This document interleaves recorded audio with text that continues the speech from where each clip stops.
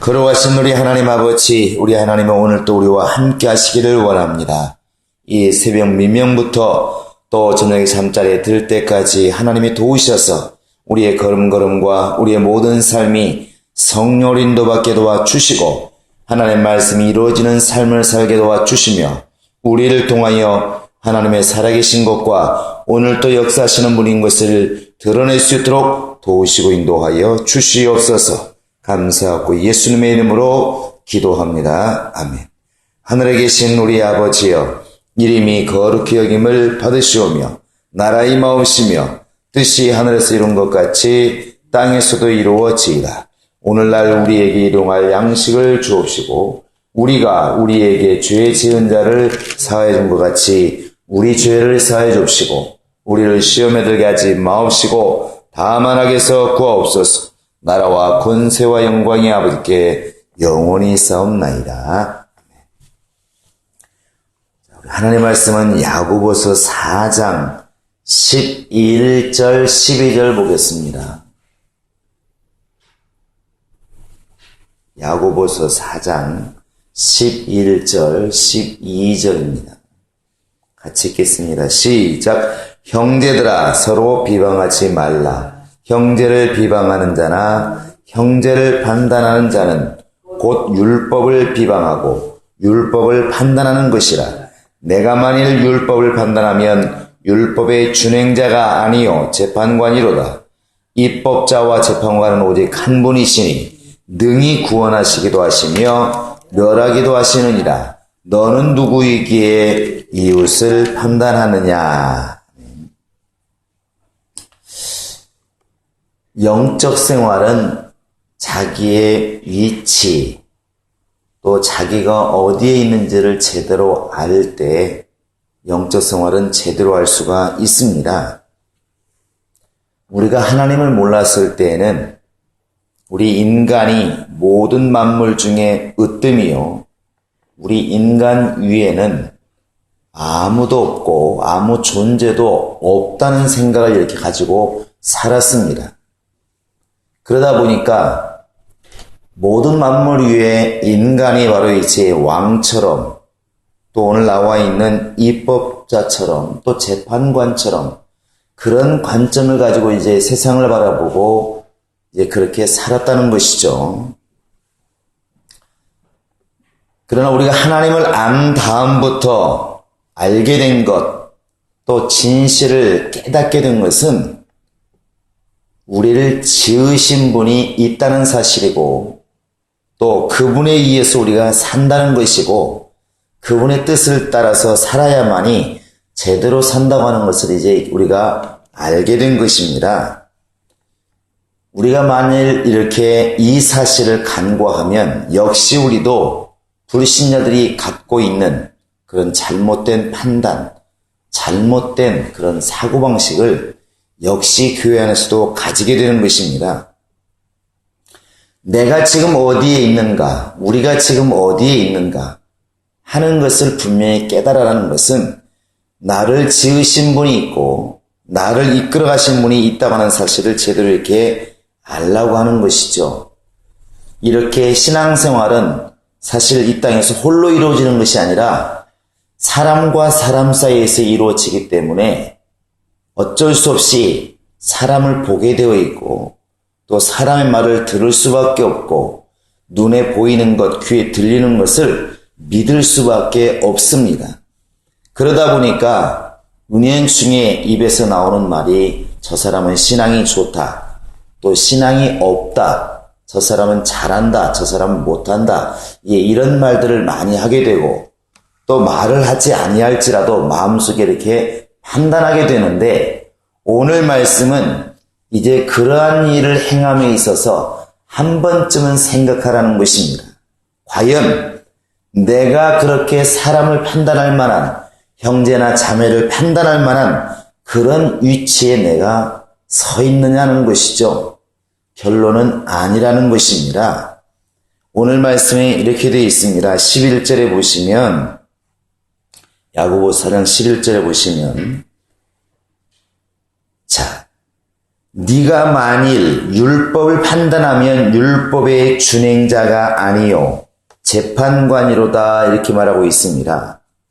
그리고 12절에 보시면 입법자와 재판관은 오직 한 분이시다 이렇게 되어 있는데 잘 들어보면 입법자가 누구냐 재판관이 누구냐 이렇게 형제를 비방하는 사람에게 하나님이 지금 말씀하시는 거죠. 입법자라고 하는 것은 법을 만드는 사람이고 재판관이라고 하는 것은 그 법을 따라서 판단하는 사람이 재판관입니다. 지금 이 세상을 보면은 법을 만드는 사람들이 이제 국회의원들이고 그 다음에 그 법을 따라서 판단하는 것이 이제 결국 판사들인데 마치 우리가 입법자인 것처럼 재판관인 것처럼 그렇게 행동하고 있지는 않느냐는 것이죠. 왜 이렇게 사람 하나 비방하는 것을 가지고 사람 하나 판단하는 것을 가지고 엄청나게 거창한 말을 할까 하지만 하나님만이 바로 입법자요 하나님만이 재판관이라는 사실을 우리가 이렇게 잘 염두에 두면 우리가 지금 흔히 저지르고 있는 이런 잘못들이 얼마나 그 뿌리가 깊다고 하는 것을 이렇게 알 수 있습니다. 11절에서 이렇게 네가 만일 사람을 판단한다면 또 형제자매를 비방한다면 너는 율법을 정말 준행하는 자가 아니라 율법을 만드는 자다 이렇게 나와 있습니다.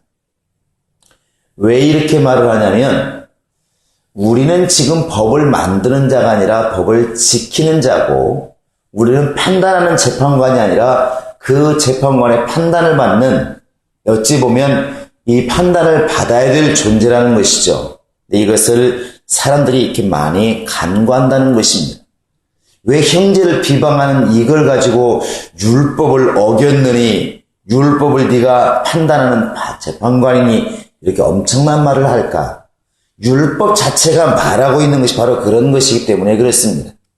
마태복음 22장 40절에 가보면 이렇게 말하고 있습니다. 이 두 가지가 선지자들과 율법의 강령이다. 무엇이 그러느냐? 바로 마음을 다하고 뜻을 다하고 성품을 다해서 네 하나님을 사랑해라. 그리고 네 이웃을 네 몸처럼 사랑해라. 이것이 바로 모든 율법이 또 모든 선지자가 말하고 있는 강령이다 이렇게 말합니다. 그러니까 율법이 뭐냐? 딱 한마디로 말하면 하나님을 사랑하고 이웃을 사랑하라는 것이다. 율법이 그렇게 법으로 말하고 있는데 내가 만약에 형제를 사랑하지 않고 그를 비방하고 판단하는 것은 결국 율법을 어기는 것이고 율법 자체를 내가 마치 내가 만든 것처럼 내가 그것을 갖다가 어기는 것이 되지 않겠느냐는 것이죠.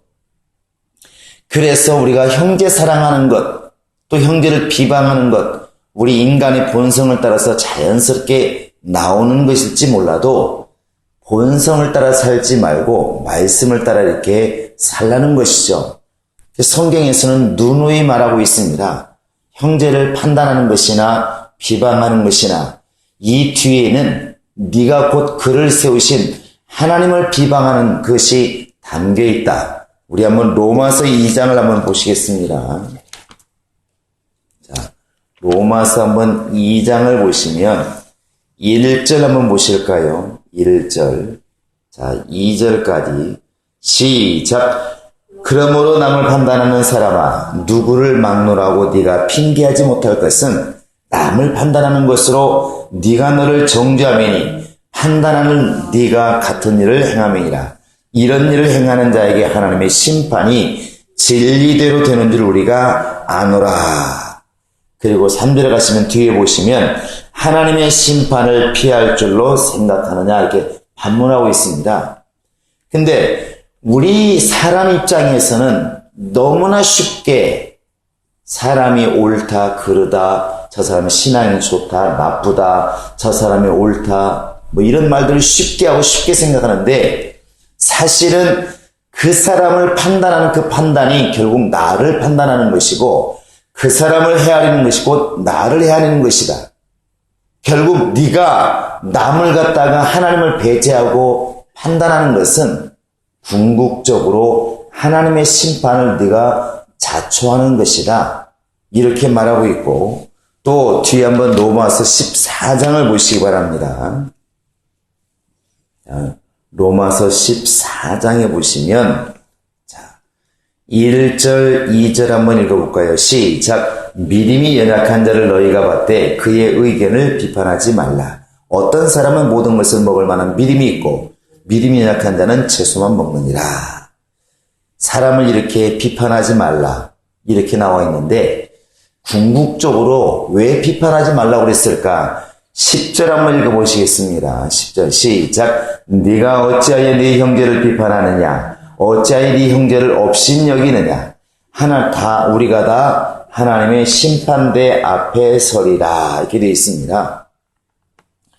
결국에 하나님이 말씀하시고자 하시는 게 뭐냐면, 지금 우리는 사람과의 관계를 말하고 있지만 궁극적으로 하나님 말씀하고 싶은 것은 하나님을 기억하라는 것입니다. 네가 너보다 못한 사람 보면은 분명히 하고 싶은 말이 많고 답답함도 많을지 모르겠지만 그 사람을 보기 전에 하나님을 판단하라는 것입니다.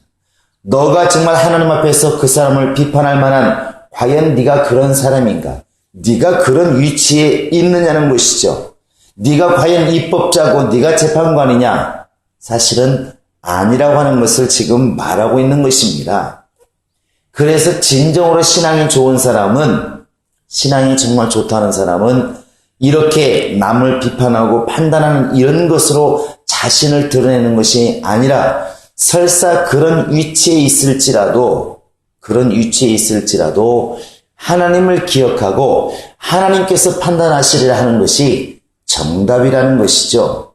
그래서 사도행전 시대 때 그렇게 막 사도들이 큰 일을 행할 때 많은 사람이 저 사람들을 잡아서 죽이자 이렇게 말했을 때 그 많은 사람들 중에서도 이렇게 말하는 사람 있지 않습니까? 우리가 만약에 저것이 하나님께로 난 것이라면 하나님의 일을 반대하는 것이고 저게 하나님께로부터 난 일이 아니라면 하나님께서 때가 되면 흩으시리라. 그 많은 사람들이 막 혈기가 올라서 저 사도들을 잡아 죽여야 된다. 저렇게 예수를 따르는 사람들을 핍박하고 잡아 죽여야 된다. 이렇게 막 언성을 높일 때 그 상황에서도 하나님을 기억하는 사람이 있다는 것이죠. 바로 그게 옳다는 것입니다. 우리가 늘 깨어있자 하는 것은 바로 그것입니다. 우리가 분명히 사람에 대해서 우리가 비판을 하고 또 판단을 하고 때로는 정죄를 하는 것이 너무너무나 쉬운 일이고 당연히 나올 수밖에 없는 사람의 일이지만 과연 그러할 때 그 사람이 옳고 그른 것을 말하는 것이 아니라 내가 지금 그 사람을 보고 있을 때 나를 보고 계시는 과연 하나님을 내가 기억하고 있는가? 내가 사람을 비난하고 있을 때 과연 나를 지금 지켜보고 계시는 우리 하나님을 한 번쯤은 기억하고 있는가? 우리 하나님은 지금 오늘 말씀을 통하여 이것을 우리에게 지금 말씀하고 싶은 겁니다. 우리는 믿음이 좋다는 것은 내가 말하는 게 맞을지 모릅니다. 내가 비난하는 사람들, 비판하는 사람들, 저 사람은 저게 잘못됐고 이 사람은 이게 잘못되었고 내가 비난하고 비판할 때 그 말이 사실일지 모릅니다. 그러나 주님이 원하시는 것은 그 모든 것은 하나님이 분명히 재판관이시기 때문에 하나님이 판단하실 것이고 내가 해야 할 것은 내 있는 힘을 다해서 나는 은혜 받은 자니까 하나님께 도움받은 자니까 그 사람을 돕는 길이 어디에 있을까? 돕는 길을 택하고 기도해 주고 연약히 여기고 헤아리는 마음으로 그 사람을 긍휼히 여기는 그 마음을 갖기를 주님께서는 원하신다는 사실입니다. 어쨌든 하나님이 원하시는 것은 우리 하나님을 기억하라는 것입니다. 연약한 사람을 보아도 하나님을 먼저 기억하고 또 신앙이 없는 사람을 보아도 먼저 하나님을 기억하고 또 이렇게 세상에 나보다 못한 사람, 잘난 사람 볼 때에도 먼저 하나님을 기억하라는 사실입니다. 그것이 신앙생활하면서 바르게 갈 수 있는 가장 좋은 지름길입니다. 오늘도 우리가 어떠한 사람, 어떠한 일을 겪을지 모르겠지만 그러한 일을 겪기 전에, 사람 만나기 전에 주님을 기억할 줄 아는, 정말 그런 주님의 주권을 또한 인정할 줄 아는 그런 충만한 신앙이 우리 안에 있기를 예수의 이름으로 축원합니다.